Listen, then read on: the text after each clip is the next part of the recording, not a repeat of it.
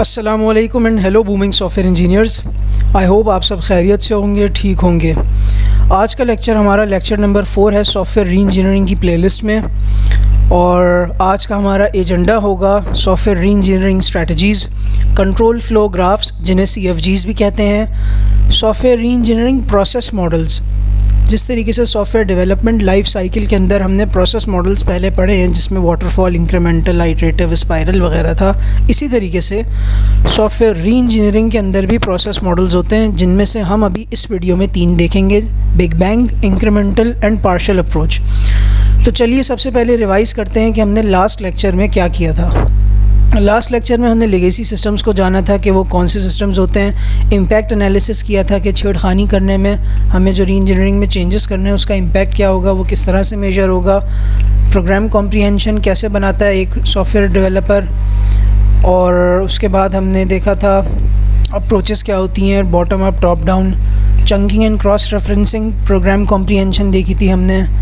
फिर हमने देखा था कि री इंजीनियरिंग कॉन्सेप्ट्स में हमने प्रिंसिपल ऑफ एब्स्ट्रैक्शन देखा था कि इम्पॉर्टेंट चीज़ों को देखते हैं और इररेलेवेंट चीज़ों को इग्नोर कर देते हैं सिस्टम की, और उन्हीं को स्टडी करते हैं। Principal of refinement opposite of principal of abstraction था। रिवर्स इंजीनियरिंग में हमने देखा था क्या होती है रिवर्स इंजीनियरिंग, और decompilation was an example of reverse engineering के कॉन्सेप्ट्स थे कुछ, जिसमें एब्स्ट्रैक्शन, रिफाइनमेंट था, top to bottom implementation to conceptual जाते हुए एब्स्ट्रैक्शन कम होती है, और नीचे आते हुए रिफाइनमेंट बढ़ती है, और एब्स्ट्रैक्शन इम्प्लीमेंटेशन से कॉन्सेप्चुअल जाते हुए एब्स्ट्रैक्शन बढ़ती है, और कॉन्सेप्चुअल से नीचे आते हुए कम होती है, और रिफाइनमेंट इंक्रीज़ होती है। फिर हमने प्रिंसिपल ऑफ ऑल्ट्रेशन देखा था कि सेम डिग्री ऑफ एब्स्ट्रैक्शन पे रहते हुए हम कोड के किसी भी रिप्रेजेंटेशन में चेंजेस करेंगे या चेंजेस प्रपोज करेंगे तो वो हमारी ऑल्ट्रेशन होती है। फिर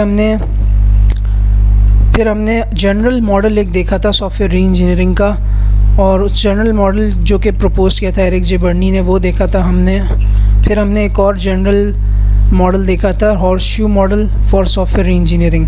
फिर हमने टाइप्स ऑफ चेंज को काफ़ी डिटेल में देखा था कि रीकोड क्या होती है। रीकोड की 3 टाइप्स थी: रीहोस्टिंग, रीफ्रेजिंग, ट्रांसलेशन, और इसी तरीके से रीडिज़ाइन था, फिर रीस्पेसिफाई था, एंड देन रीथिंक था। तो ये हमारी टाइप्स ऑफ चेंज थी।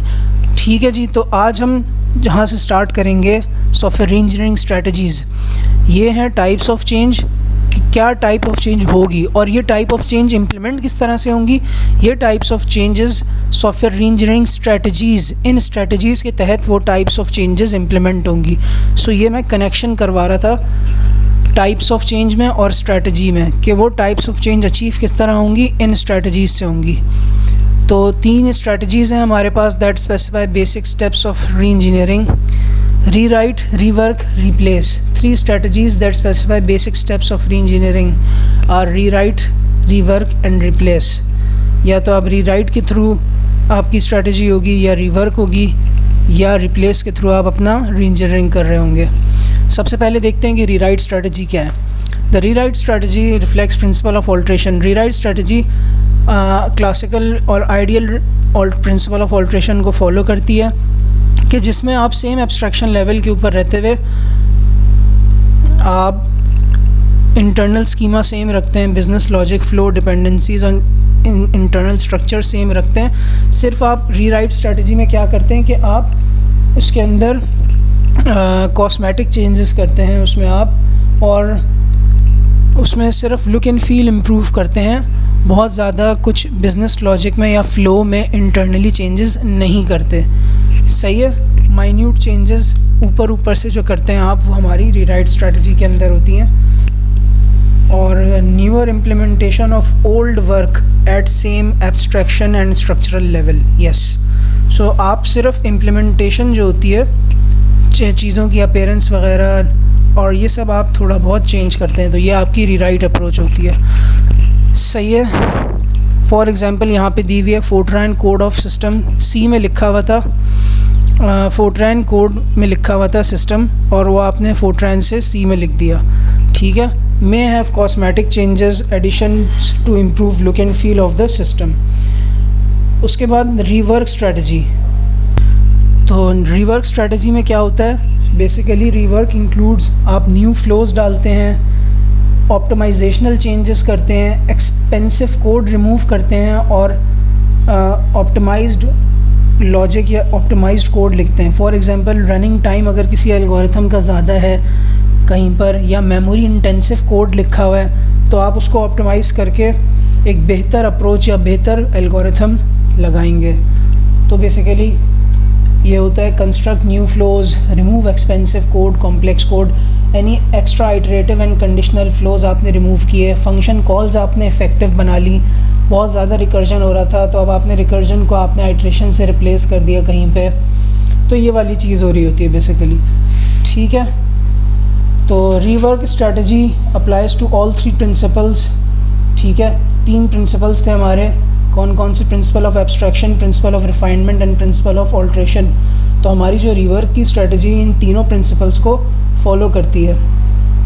ठीक है, तो आप एब्स्ट्रैक्शन ऑल्ट्रेशन में भी रीवर्क कर सकते हैं। आप एब्स्ट्रैक्शन लेवल में जब हैं तो एक एब्स्ट्रैक्शन लेवल के ऊपर रहते हुए भी आप रीवर्क स्ट्रेटजी फॉलो कर सकते हैं, और आप रिफाइनमेंट में भी फॉलो कर सकते हैं रीवर्क की स्ट्रेटजी को।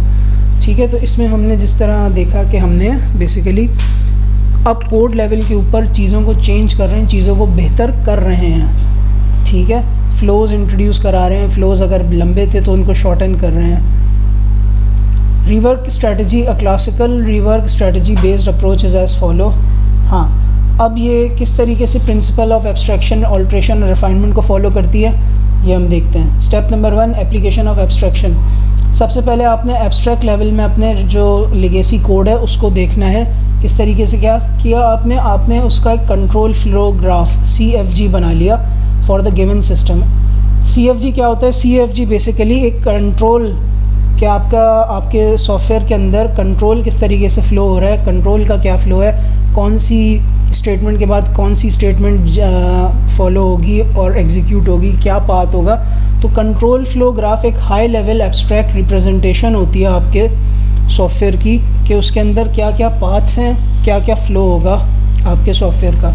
तो एप्लीकेशन ऑफ एब्स्ट्रैक्शन के तहत हमने क्या किया कि हमने सिस्टम का एक कंट्रोल फ्लो ग्राफ बना लिया, या अब टूल्स ऐसे अवेलेबल होते हैं कि आप उनको सिर्फ कोड की फ़ाइल दें और वो आपको उसका कंट्रोल फ्लो ग्राफ बना देते हैं। तो आपने हाई एब्स्ट्रैक्शन के ऊपर आपने सबसे पहले कंट्रोल फ्लो को समझा लेगेसी कोड के अपने।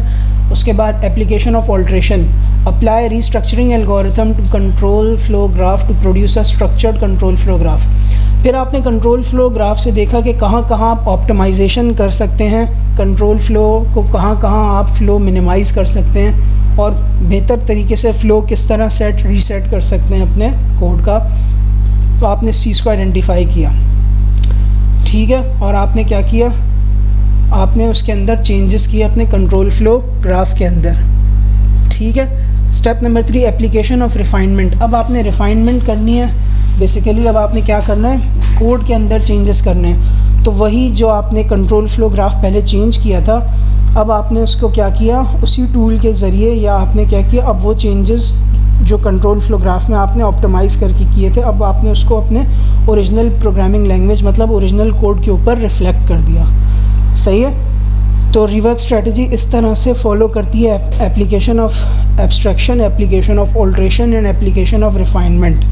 एब्स्ट्रैक्शन में आपने high level control flow graph study किया, ऑल्ट्रेशन में आपने फ़्लोज़ को इम्प्रूव किया, सेट किए, फ्लोज़ को रीस्ट्रक्चर किया, और एप्लीकेशन ऑफ रिफाइनमेंट में आपने इम्प्रूव फ़्लो को कोड के ऊपर मैप कर दिया। ये कुछ कंट्रोल फ्लो ग्राफ्स की रिप्रेजेंटेशन है जिनको हम देखेंगे। और बेसिकली ये पहली वाली अगर देखें तो ये इफ़ देन एल्स स्टेटमेंट है कि फॉर एग्ज़ाम्पल अगर मेरे पास इफ़ नंबर ग्रेटर है 2 से तो वो लेफ़्ट पे आ जाए, और लेफ़्ट वाला ये वाला यहाँ पर जो स्टेटमेंट है वो एग्जीक्यूट करके फिर नीचे आए। और अगर इसका ऑपोजिट है, ग्रेटर देन 2 है, तो वो राइट पे आए, ये राइट का स्टेटमेंट एग्जीक्यूट करें और फिर नीचे आए। सिमिलरली यहाँ पर क्या है कि यहाँ पे बिल्कुल अलग अलग पाथ जा रहे हैं। अगर ये ट्रू है तो लेफ़्ट पे चला जाए और लेफ़्ट बिल्कुल एक अब उसका अपना सीक्वेंस है। अगर ये फॉल्स है तो ये राइट पे आ जाए। अच्छा अब ये देखें, ये वाला क्या है, ये अब इधर क्या है कि बेसिकली इसमें आपके पास ये एक लूप फॉर्म हो रहा है। क्या कि यहाँ पर आपकी लूप की इनिशियल स्टार्ट स्टेटमेंट थी, कंडीशन थी, और यहाँ से आपका यहाँ लूप आपका चलना स्टार्ट हुआ, तो आपका लूप का साइकिल स्टार्ट हुआ। अब ये जो दो एरोज़ हैं, या काउंटर इंक्रीमेंट या डिक्रीमेंट हो रहा है हर बारी, और ये लूप में घूम रहा है, और जैसे ही लूप का टर्मिनेटिंग कंडीशन मीट करती है तो ये निकल के बाहर थर्ड वाले सर्कल पे जो सबसे नीचे है वो यहाँ पे आ जाता है। सही है, पहला इफ़ देन एल्स की रिप्रेजेंटेशन थी, दूसरा लूप की रिप्रेजेंटेशन है, और तीसरा क्या है, a natural loop with 2 exits.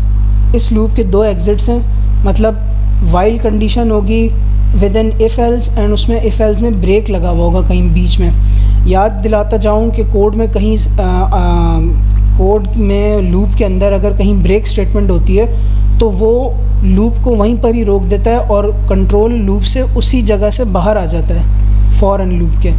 तो ये कोई लूप है जिसके अंदर कोई इफ़ एल्स की स्टेटमेंट है, और इफ़ एल्स की स्टेटमेंट जो है वो नीचे जाके एक ब्रेक भी उसमें लगा हुआ है जिससे वो ब्रेक होके बाहर आ रहा है। तो 2 जगह से लूप बाहर आ रहा है, एक तो उस ब्रेक से बाहर आ रहा है, और एक तो कंडीशन या काउंटर इंक्रीमेंट या डिक्रीमेंट होते ही जैसे ही लूप की कंडीशन फॉल्स हो रही है या मीट कर रही है, ट्रू हो रही है, तो वो बाहर आ रहा है। सही है, तो फर्स्ट हमारे पास यहाँ से स्टार्ट हुआ लूप, इधर आया, इफ़ देन एल्स का चेक चला, फॉल्स थी, यहाँ गया, दोबारा टॉप के ऊपर आ गया, कंडीशन लूप की चेक हुई, अगर कंडीशन मीट कर जाती तो ये डायरेक्ट फोर्थ वाले जो सबसे नीचे सर्कल है इस पे आ जाएगा, वरना अंदर ही रहेगा, सेकंड वाले पे जाएगा। और अगर यहाँ पर इफ़ देन एल्स की कंडीशन मीट हो जाती तो ब्रेक लग के ये नीचे यहाँ आ रहा होगा इस जगह पर जो सबसे नीचे वाला हमारा सर्कल है। सिमिलरली जैसे ये 2 एग्जिट्स थे वैसे ही 2 एंट्री पॉइंट्स भी हो सकते हैं एक लूप के। A loop with 2 entry points, example go to into a while और अ फॉर लूप। कोई गो टू की स्टेटमेंट लगी हुई है वाइल या फॉर लूप के अंदर, और जिस तरह से ये देखें, ये जो टॉप वाला सर्कल है यहाँ से स्टार्ट हुआ, इधर आया, यहाँ पे कंडीशन चेक हुई, और अगर तो ब्रेक हो रही है कंडीशन तो ये फोर्थ वाले सर्कल पे आ जाएगा, नहीं तो ये अंदर ही रहा। ये आपका लूप फॉर्म हो रहा है। जो सेकंड और थर्ड वाला आपका सर्कल है नोड, बेसिकली ये नोड कहलाएगा कंट्रोल फ्लो ग्राफ में। सेकंड और थर्ड नोड के अंदर आपके लूप चलता रहेगा, ठीक है। और ये आपकी एंट्री पॉइंट सेकंड वाले नोड से भी है, और आपका एंट्री पॉइंट ये टॉप वाले, और आपका एंट्री पॉइंट ये जो थर्ड वाला नोड है यहाँ से भी है, कि आया ये टॉप वाले नोड से सेकंड वाले नोड पे आया और यहाँ से लूप में एंटर हो गया, सेकंड और थर्ड नोड के दरमियान लूप घूमता रहा, या फिर ये फर्स्ट नोड से थर्ड नोड के ऊपर आया और थर्ड नोड से फिर ये सेकंड नोड की तरफ गया। तो आप देख सकते हैं कि सेकंड नोड भी और ये थर्ड नोड भी both can serve as a entry point to the loop. Exit यहाँ पे एक ही है, एक ही एरो जा रहा है फोर्थ वाले नोड के ऊपर। सिमिलरली ये एक कोड का कंट्रोल फ्लो ग्राफ है, और हर नोड एक न एक लाइन ऑफ कोड या एक न एक स्टेटमेंट को मैप कर रहा है। जैसे यहाँ पर अगर हम देखें तो ये डेफिनेशन है ABC वैलिड यूज़, ये उसके बाद 2 पर आया, अब 2 के ऊपर 2 से 2 रास्ते निकल रहे हैं, ये वाली कंडीशंस मीट होंगी, ये कंडीशंस मीट होंगी तो लेफ़्ट पे जाए, ये कंडीशंस मीट होंगी तो राइट पे जाए, और इसी तरीके से ये पूरा जो है कंट्रोल फ्लो है हमारे कोड का। सही है, तो ये हमारे नोड्स हैं बेसिकली सर्कुलर। इसी तरीके से ये भी एक रिप्रेजेंटेशन होती है कंट्रोल फ्लो ग्राफ्स की, but I would like to recommend कि आप इस वाली से करें बिकॉज़ ये ज़रा कॉम्प्रिहेंड करने के हिसाब से सिंपल है। अच्छा, एक पॉइंट इम्पॉर्टेंट ये है यहाँ पे कि आप चाहें तो 0 से स्टार्ट करें, आप चाहें तो 1 से स्टार्ट करें, इट डजेंट मैटर, इससे कोई फ़र्क नहीं पड़ता। A control flow graph is a representation using graph notation of all the paths that might be traversed through a program during its execution.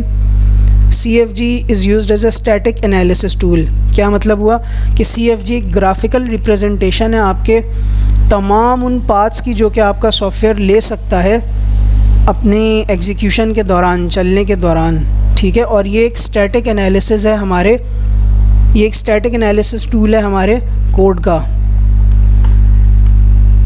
ठीक है। अच्छा जी, अब यहाँ पे ग्राफ इमेज, यस, जिस तरह मैंने आपको बताया कि ग्राफ का हर node, every node represents an individual instruction. तो ये आपके पास एक सोर्स कोड है। इस सोर्स कोड को आपने नोड्स के ऊपर मैप किया, जो कि लेफ़्ट वाला आपका लेफ़्ट में ये लिखा हुआ है इंट मेन, और ये int t is equal to 0 scan f, ये 0 नोड हो गया, ये 1 नोड होगा, ये 2 नोड आपने लेबल कर दिए नोड नंबर्स डाल के बेसिकली। सो यहाँ पर मैं एक चीज़ और दिखाऊंगा, और वो ये है कि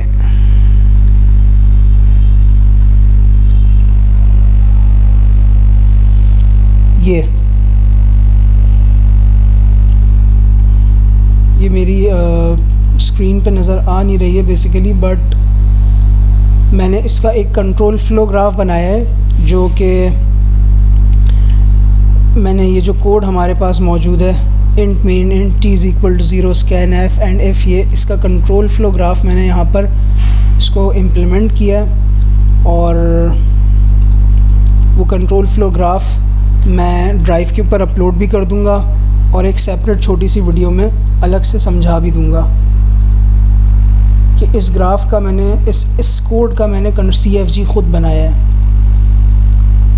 अच्छा जी, तो अब आते हैं इस चार्ट के ऊपर, री इंजीनियरिंग प्रोसेस वेरिएशंस।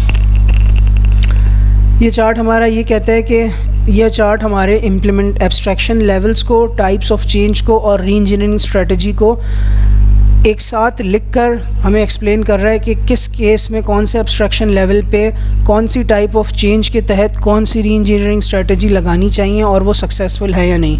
तो starting from the lowest abstraction level which is implementation level, अगर एब्स्ट्रैक्शन लेवल इम्प्लीमेंटेशन लेवल है तो टाइप ऑफ चेंज जो सबसे बेहतरीन होगा वो क्या है, रीकोड।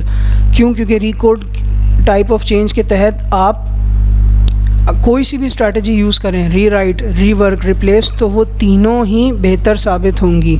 सिमिलरली अगर आप एब्स्ट्रैक्शन लेवल, डिज़ाइन लेवल के ऊपर हैं तो जो बेहतरीन टाइप ऑफ चेंज आपको करना चाहिए वो रीडिज़ाइन करना चाहिए। अब रीडिज़ाइन करते हुए आप रीराइट करें, रीवर्क करें, रिप्लेस करें, आप तीनों कर सकते हैं, वो तीनों ही बेहतरीन रिज़ल्ट देंगी आपको। Similarly abstraction level, requirement level, अब हम एब्स्ट्रैक्शन में बढ़ते चले जा रहे हैं, एब्स्ट्रैक्शन लेवल हमारा इंक्रीज़ हो रहा है। रिक्वायरमेंट लेवल पे जो टाइप ऑफ चेंज आपने करना चाहिए वो रीस्पेसिफाई करना चाहिए अपनी रिक्वायरमेंट्स को, चाहे आप रिक्वायरमेंट्स रीराइट करें, रीवर्क करें या रिक्वायरमेंट्स को रिप्लेस करें। सही है। सिमिलरली यहाँ पे रीराइट डिज़ाइन था, रीवर्क डिज़ाइन था या रिप्लेस डिज़ाइन था। रीकोड में रीराइट कोड है, रीवर्क कोड है, रिप्लेस कोड है। Similarly conceptual level, highest level of abstraction पर आ गए आप। अब आपने रीथिंक करना है टाइप ऑफ चेंज, जिसमें के नतीजे में बेहतरीन जो आपकी अप्रोच है वो रीराइट है कि आप कॉन्सेप्ट जो वजह थी ग्रास रूट लेवल, जिस वजह से आपने सॉफ्टवेयर बनाया था लेगेसी, उसको रीराइट कर रहे हैं, देख रहे हैं, ठीक है। चाहे तो रीवर्क कर लें या रिप्लेस कर दें। यहाँ पे रीवर्क और रिप्लेस में लिखा हुआ है static same as yes, but the starting degree of abstraction is lower than the uppermost degree on abstraction within the conceptual abstraction level। तो conceptual abstraction level हमारा होता ही highest level of abstraction है, ठीक है। तो इसमें आपको या तो रीराइट करें, रिवर्क करें, रिप्लेस करें। बेहतरीन उन्होंने बताया कि rewrite is the good approach for the type of change rethink, ठीक है। क्योंकि आप ग्रास रूट लेवल के ऊपर जाके दोबारा अपनी अंडरस्टैंडिंग पर अपनी जो रिक्वायरमेंट वो थी, जो नीड थी, पर्पस जो फुलफ़िल करना था, उसको आप चेक करते हैं, ठीक है। तो ये हमारी एक चीट शीट है जिसमें आपके पास बताया हुआ है कि नोटेशन क्या आप यूज़ कर सकते हैं कंट्रोल फ्लो ग्राफ्स में। एंट्री पॉइंट है, एग्ज़िट पॉइंट है, इफ़ देन एल्स है, जिस तरह बताया था, एक ही जगह आके ज्वाइन कर रहे हैं। और लेफ़्ट वाला ट्रू होने पे अपना एक अलग पाथ बना के जॉइनिंग नोड पे जॉइन होगा। ये इफ़ देन एल्स है कि ये हो तो लेफ़्ट वाला अलग, ये हो तो राइट वाला अलग, और फिर जॉइन हो रहा है। ये हमारे पास स्विच केस है। यहाँ पर आप देख सकते हैं बहुत सारे इसके पाथ्स निकल रहे हैं और ये इवेंचुअली नीचे आके जॉइन नोड पे जॉइन हो रहे हैं। ये हमारे पास लूप है और लूपिंग आपको एरो से शो हो रही है। अच्छा जी, अब आ जाते हैं री इंजीनियरिंग प्रोसेसेस की तरफ। An ordered set of activities designed to perform specific tasks is called a process. For ease of understanding and communication, processes are described by means of process models. Process models are used to comprehend, evaluate, reason about and improve processes. ये समझाया हुआ है कि process क्या होता है। Process basically एक sequenced set of activities होता है या एक मॉडल होता है जिसको आपने फॉलो करें अपने किसी भी काम को करने के लिए, ठीक है। तो जिस तरीके से सॉफ्टवेयर डेवलपमेंट SDLC के हमने प्रोसेसेस पढ़े थे, मॉडल्स देखे थे, प्रोसेस मॉडल्स, इसी तरीके से सॉफ्टवेयर री इंजीनियरिंग के भी प्रोसेस मॉडल्स होते हैं। हम 5 प्रोसेस मॉडल्स हैं जो बेसिक प्रोसेस मॉडल्स हैं, हम उनको देखेंगे, जिसमें हमारे पास जो है वो बिग बैंग है, इंक्रीमेंटल है, पार्शल है, एवोल्यूशनरी है, आइटरेटिव है। ये 5 बेसिक प्रोसेस मॉडल्स हैं सॉफ्टवेयर री इंजीनियरिंग के, और ये 5 अप्रोचेस इन 2 एस्पेक्ट्स में डिफरेंट होंगी। क्या क्या? द एक्सटेंट ऑफ री इंजीनियरिंग परफॉर्म्ड, किस हद तक री इंजीनियरिंग परफॉर्म की जा रही है, and the rate of substitution of the operational system with the new one, किस रेट से लिगेसी सिस्टम जो है वो सब्स्टिट्यूट हो रहा है री इंजीनियर्ड सिस्टम के साथ। मतलब किस हद तक री इंजीनियरिंग परफॉर्म कर रहे हैं आप अपने सिस्टम में और कितने जल्दी लिगेसी सिस्टम को रिप्लेस कर रहे हैं न्यू री इंजीनियर्ड सिस्टम के साथ। तो ये जो 5 हमारी बेसिक री इंजीनियरिंग प्रोसेस मॉडल्स हैं वो इन 2 अप्रोचेस, इन 2 जावियों से थोड़ा सा डिफरेंट होंगे कि हमने री इंजीनियरिंग कितनी किस हद तक करनी है और कितने जल्दी हम अपने लिगेसी सिस्टम को रिप्लेस कर रहे हैं with the reengineered system. पहली अप्रोच है हमारे पास बिग बैंग अप्रोच।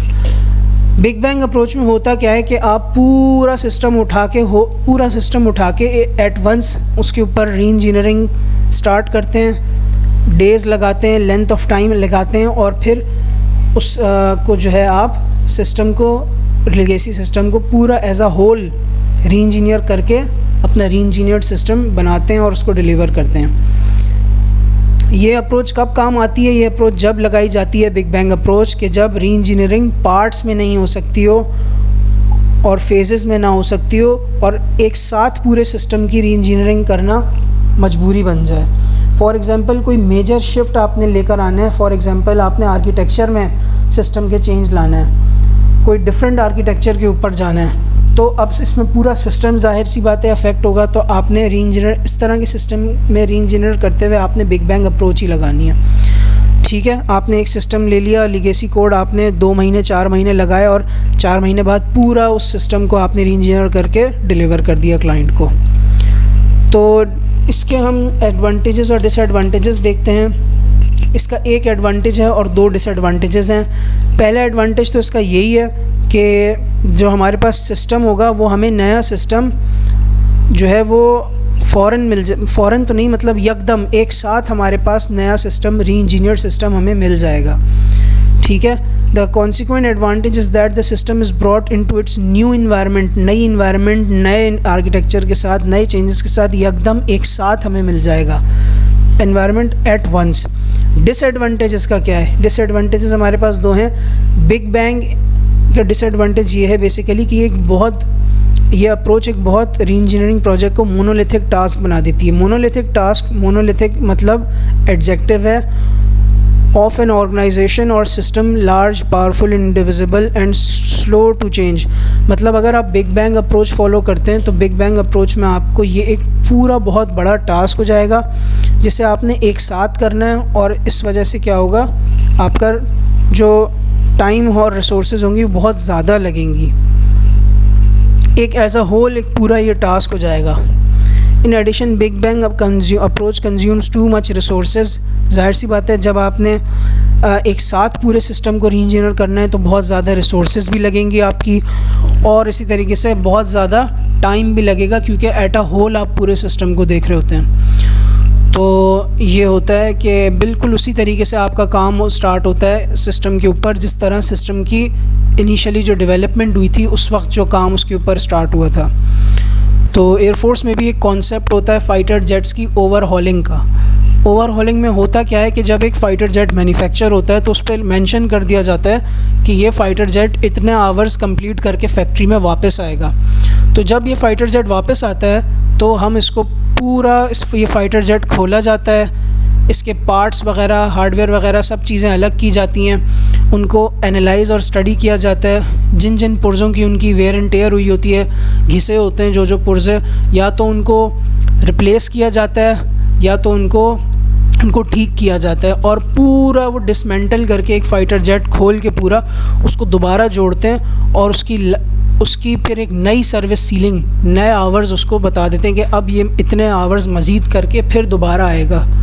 तो यही काम हम यहाँ पे अपने बिग बैंग स्ट्रेटजी के तहत, बिग बैंग प्रोसेस मॉडल के तहत अपने लेगेसी कोड में कर रहे होते हैं कि हम उसको पूरा खोलते हैं और एक पूरा उसके ऊपर एक बिल्कुल डेवलपमेंट की तरह साइकिल चलाते हैं और उसको री इंजीनियर करते हैं। नेक्स्ट अप्रोच हमारे पास है, ये डायग्राम भी यही चीज़ समझा रही है, टाइम, एफर्ट और रिसोर्सेज बिग बैंग में बहुत लगती हैं। नेक्स्ट अप्रोच है incremental. Incremental approach is similar to the incremental approach in software development.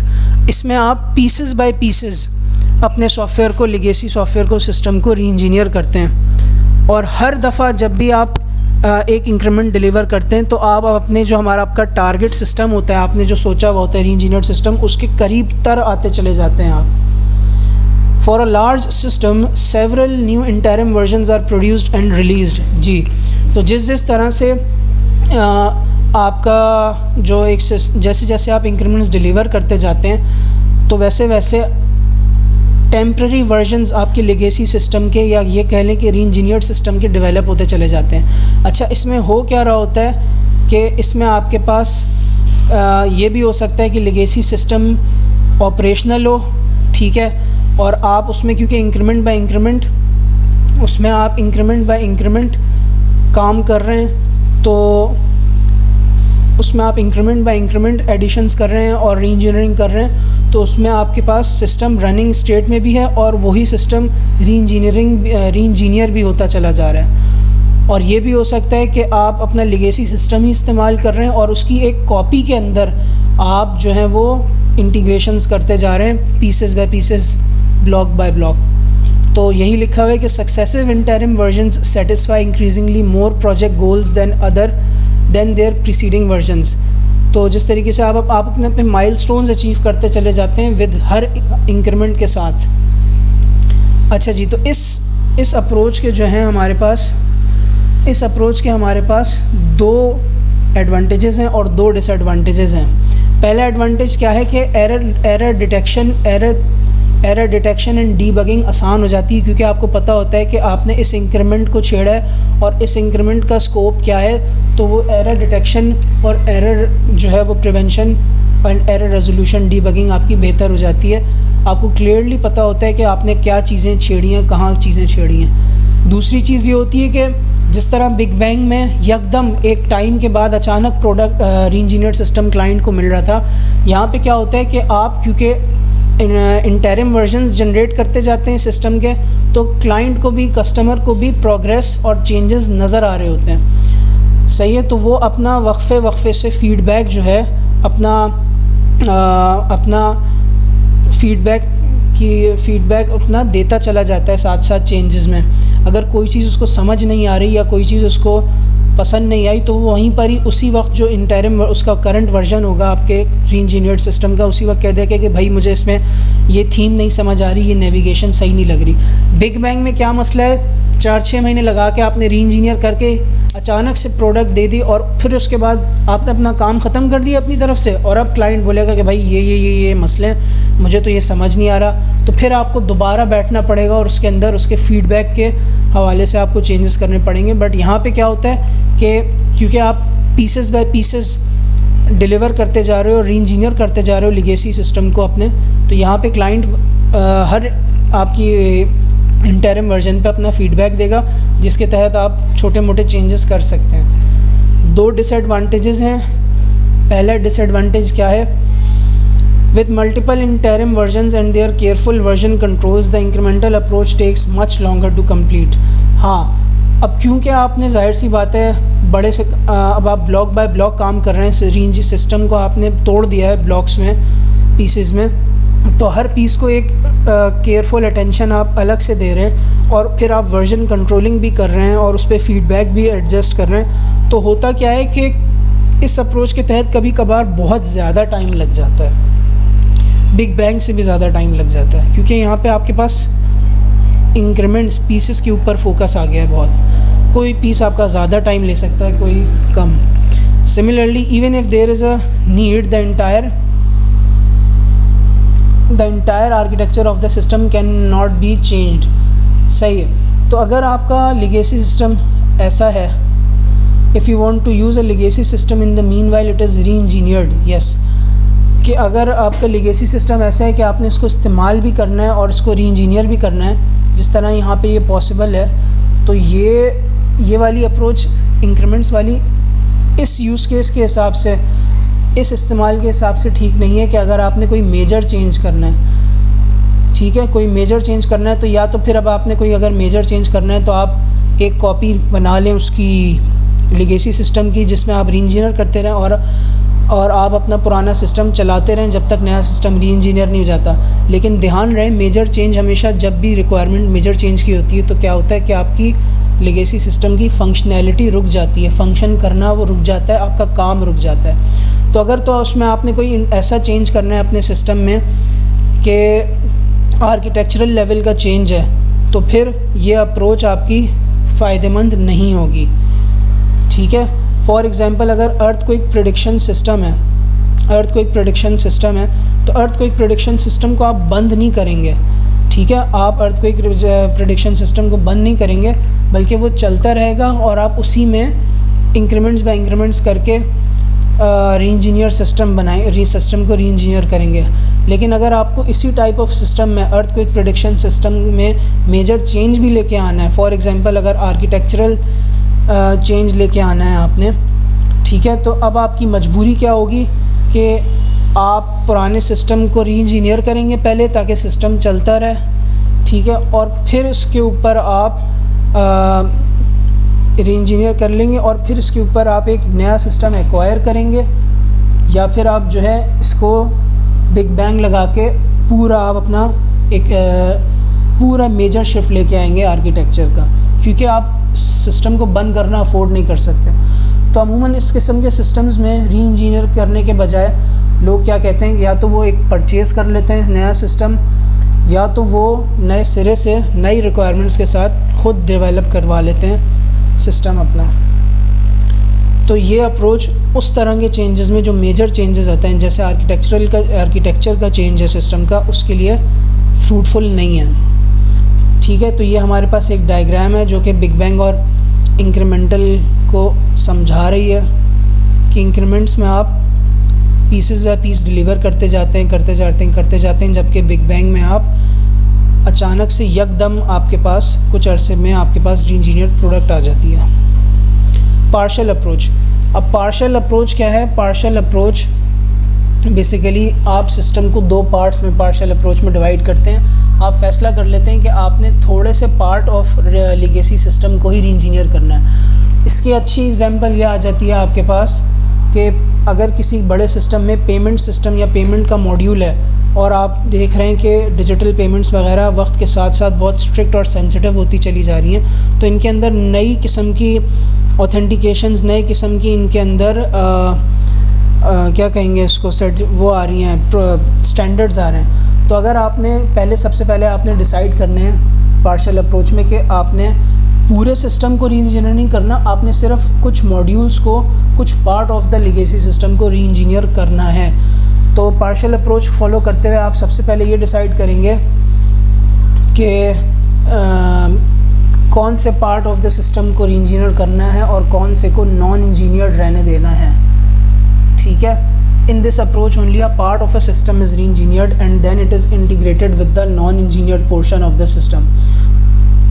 जब आपने ये डिसाइड कर लिया कि आपने इंजीनियर कौन से पार्ट ऑफ द सिस्टम को करना है, तो अब आप बिग बैंग या इंक्रीमेंटल में से कोई सी भी दोनों में से अप्रोचेस यूज़ करते हुए अपने उस पोर्शन को जिसको आपने री इंजीनियर करना है उसको री इंजीनियर करेंगे। ठीक है, तो इसमें 3 स्टेप्स होते हैं बेसिकली। तो 3 स्टेप्स कौन कौन से होंगे? सबसे पहले first, the existing system is partition into 2 parts, जैसा कि मैंने आपको बताया, identified to be re-engineered one part and the remaining part is the part not to be re-engineered. In the second step, re-engineering work is performed using either big bang or incremental approach.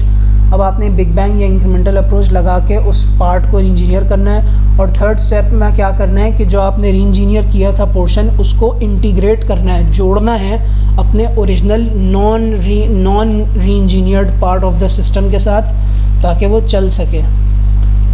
ठीक है, तो इसके हमारे पास एक advantage और 2 disadvantages हैं। सबसे पहले तो ये है कि क्योंकि आप सारे सिस्टम को री इंजीनियरिंग कर रहे हैं तो जाहिर सी बात है आपका टाइम कम लगेगा, री इंजीनियरिंग का स्कोप कम है, आपके पैसे कम लगेंगे, कॉस्ट लेस।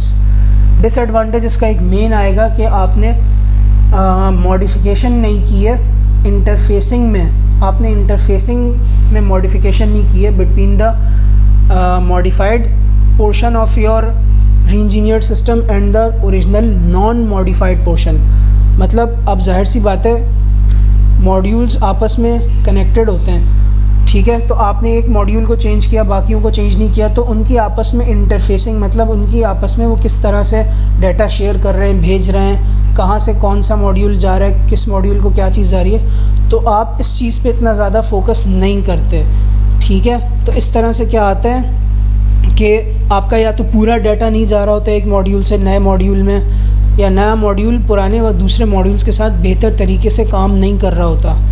ठीक है, तो ये आपकी विद इन द सिस्टम भी कंपैटिबिलिटी और परफॉर्मेंस को अफेक्ट करता है। ठीक है, कि मतलब मॉड्यूल्स की कंपैटिबिलिटी साथ ख़राब हो जाती है और it नहीं बैठती, और at a whole performance of the system को भी अफेक्ट करता है। सही है, तो ये इसका एक एडवांटेज था और 2 डिसएडवांटेज थे।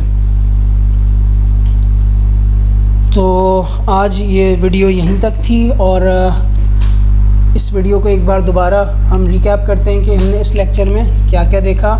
हमने सबसे पहले देखा सॉफ्टवेयर री-इंजीनियरिंग की स्ट्रेटजीज़ क्या होती हैं, rewrite, rework and replace. Rewrite को देखा हमने कि रीराइट क्या होता है, रीवर्क को देखा कि रीवर्क क्या होता है। रीवर्क में हमने क्लासिकल रिवर्क स्ट्रेटजी की जिसमें हमने principal of abstraction step 1, principal of alteration step 2 and principle of refinement step 3 देखा। और उसके बाद हमने फंक्शन CFGs कॉल ग्राफ्स को हमने देखा कि वो कॉल फंक्शन ग्राफ्स में हमारे पास उसके नोड्स होते हैं, हमारे पास उसमें लूपिंग किस तरह होती है, लूप में एक स्टार्ट 2 एग्ज़िट 1 स्टार्ट, इसकी रिप्रेजेंटेशन देखी। और हमने ऑल्टरनेट रिप्रेजेंटेशन देखी, हमने कंट्रोल फ्लो ग्राफ समझा कि कंट्रोल फ्लो ग्राफ होता क्या है। और हमने कोड को बेसिकली हम मैप कर रहे होते हैं इसमें कंट्रोल फ्लो ग्राफ कंट्रोल के ऊपर, क्या उसका कंट्रोल क्या बनता है हमारे लेगेसी कोड का। फिर हमने देखा कि किस एब्स्ट्रैक्शन लेवल के ऊपर कौन सी टाइप ऑफ चेंज बेहतर सूट करेगी, और हम रीराइट, रिवर्क और रिप्लेस करेंगे। तीनों स्ट्रेटजीज़ यूज़ कर सकते हैं कौन से एब्स्ट्रैक्शन लेवल के ऊपर और कौन सी टाइप ऑफ चेंज इम्प्लीमेंट करते हुए। ठीक है, उसके बाद हमने देखा री-इंजीनियरिंग प्रोसेस क्या होता है, री-इंजीनियरिंग प्रोसेस मॉडल्स देखे और वो किन एस्पेक्ट्स में डिफ़र करेंगे, जो कि एक्सटेंट ऑफ री-इंजीनियरिंग था, किस हद तक आप री-इंजीनियरिंग कर रहे हैं एंड कितने जल्दी या तेज़ी से अपने लेगेसी सिस्टम को नए री-इंजीनियर्ड सिस्टम के साथ रिप्लेस कर रहे हैं, सब्स्टिट्यूट कर रहे हैं। पहली अप्रोच थी बिग बैंग, जिसमें हम देख रहे थे सिस्टम को एकदम एक साथ पूरा री-इंजीनियर कर रहे थे, उसमें चेंजेस कर रहे थे और कुछ टाइम के बाद अचानक से एक री-इंजीनियर्ड सिस्टम क्लाइंट को दे रहे थे। दूसरी अप्रोच, फिर हमने इसके डिसएडवांटेजेस देखे कि इसका एक एडवांटेज ये था कि एक साथ पूरा सिस्टम नए इन्वायरमेंट में आ जाता है, नए आर्किटेक्चर में आ जाता है। 2 डिसएडवांटेज ये थे कि ये एज अ होल पूरी री-इंजीनियरिंग एक टास्क बन जाती है, एक टास्क बन के एक बड़ा काम बन के सामने आता है। दूसरा डिसएडवांटेज इसका ये देखा कि बहुत ज़्यादा रिसोर्सेज लेगा हमारी, टाइम, मनी, फोकस वगैरह, और बहुत ज़्यादा टाइम ले सकता है क्योंकि ये पूरा सिस्टम के ऊपर री-इंजीनियरिंग डायरेक्ट उठा के आप कर रहे हो। फिर हमने देखा कि इंक्रीमेंटल अप्रोच है। Incremental approach pieces by pieces आप री-इंजीनियर करते जाते हो अपने सिस्टम को, और अपने सिस्टम, आपके पास जो सिस्टम होता है उसके इंटरिम वर्जन्स लेगेसी सिस्टम के बनते चले जाते हैं, और एक टाइम के बाद क्या होता है कि आपका पूरा लेगेसी सिस्टम एक री-इंजीनियर्ड सिस्टम की शक्ल इख्तियार कर लेता है। इसका हमारे पास एडवांटेज ये था कि एरर प्रिवेंशन और एरर डिटेक्शन, डीबगिंग आसान होती है क्योंकि आपको पता होता है कहाँ क्या काम किया, आपने चीज़ें छड़ी हैं। कस्टमर को दूसरा एडवांटेज ये है कि कस्टमर को प्रोग्रेस नज़र आ रहा होता है तो वहीं वो फीडबैक देके चीज़ों को सेट करवा सकता है। डिसएडवांटेज ये था कि क्योंकि आप मल्टीपल इंटरिम वर्जन्स का रिकॉर्ड भी रख रहे हैं और पीसेस बाय पीसेस काम कर रहे हैं, तो इट इज़ पॉसिबल कि आपका टाइम बहुत ज़्यादा लग जाए, लार्जर देन टाइम आपका बिग बैंग से भी ज़्यादा लग जाए। और अगर आपने कोई एक मेजर शिफ्ट करना है अपने सिस्टम के अंदर, चेंज करना है, फॉर एग्जांपल आर्किटेक्चरल लेवल का चेंज करना है, तो उस केस में ये अप्रोच ज़्यादा बेहतर नहीं है। क्योंकि आपको अपना लेगेसी सिस्टम चाहिए भी और आपने उसमें शिफ्ट भी करना है। तो अब या तो पुराना सिस्टम यूज़ करते रहें और उसकी कॉपी में आप इंक्रीमेंटल री-इंजीनियरिंग प्रोसेस मॉडल लगा दें, या फिर पहले आप उसको इंक्रीमेंटल मॉडल लगा के री-इंजीनियर करें और फिर बाद में आप उसको जाके उसकी एक कॉपी को आप बिल्कुल नया वो आर्किटेक्चरल चेंज करें। तो ये हमने देखा कि मेजर जो चेंज होता है ना, फॉर एग्जांपल आर्किटेक्चरल, तो वहाँ पे ये इंक्रीमेंटल अप्रोच बेहतर नहीं होती। डायग्रामेटिकल रिप्रेजेंटेशन देखी दोनों की हमने, फिर पार्शियल अप्रोच देखी। पार्शियल अप्रोच में हमने सिस्टम को 2 पार्ट्स में डिवाइड किया था, डिसाइड करके कि कौन सा री-इंजीनियर करना है, कौन सा री-इंजीनियर नहीं करना।